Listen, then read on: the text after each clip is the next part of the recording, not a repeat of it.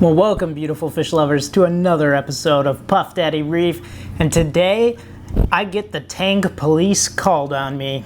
Hey, Mr. Policeman, I don't want no trouble. I just wanna drop my jiggle down to the floor. Hey, Mr. Policeman, why you wanna holler at me? I just wanna drop my jiggle down to the floor.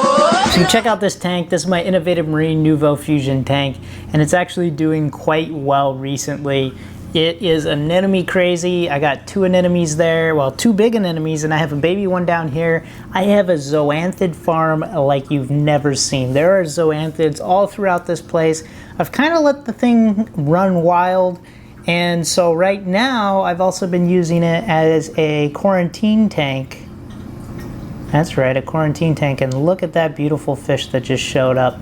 That is my purple tang, and that's why I said immediately, this is a quarantine tank, because if anyone's ever been on an online forum for reef keeping and you're always searching the forums, people are like, so this is my stock list for my 10-gallon aquarium, and they say like, well, I want a tiger shark, I want a yellow tang, I want a a whale or something. No one cares about whale or tiger shark, but as soon as you say you have a tang and a 10-gallon tank, a 20-gallon tank, 30-gallon tank, we call them the Tang Police. They show up and they comment and they tell you, oh, that's too small for a tang. And sometimes it gets out of hand. They're like, 300 gallons, that's too small for a tang. And for some species, maybe it is, but in short periods of time, they're definitely fine in these smaller tanks. But I emphasize short periods of time. Tangs are grazing fish.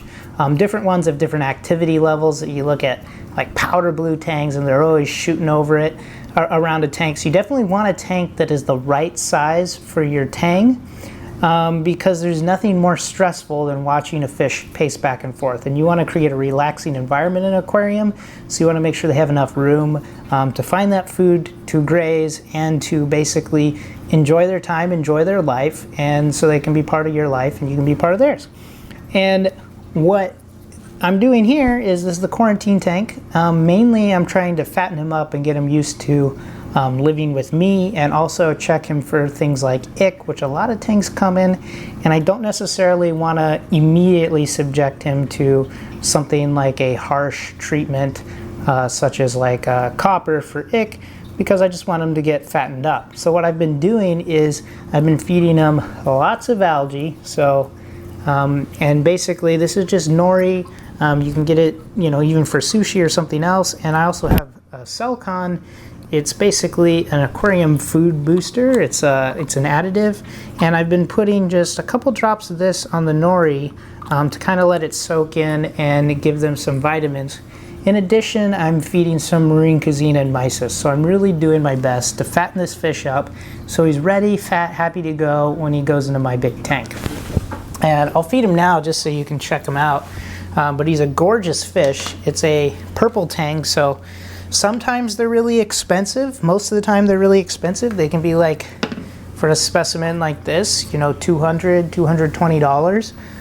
But once in a while there's a big shipment that comes in from the Red Sea, and the fish people have to move a lot of fish relatively quickly, and so in that situation they become very affordable. So let me kind of get this in here. Maybe he'll smell it. Maybe he's a little shy from the camera.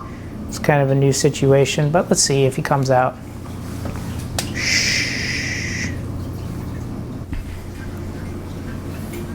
So I love this fish. It's a very beautiful fish. It's also a very shy fish. But this is definitely too small for him. He needs some more room, but he loves eating in here. He's got a little cave, he's got lots of cover, and there are no other, well, there's one other fish in here, a small court jester goby, so the bio load is still manageable. As you can see, the coral's all happy and healthy. There's lots of those algae flakes in there. I'm going to acclimate this guy and get him in the big tank. What do you think? So let's do that.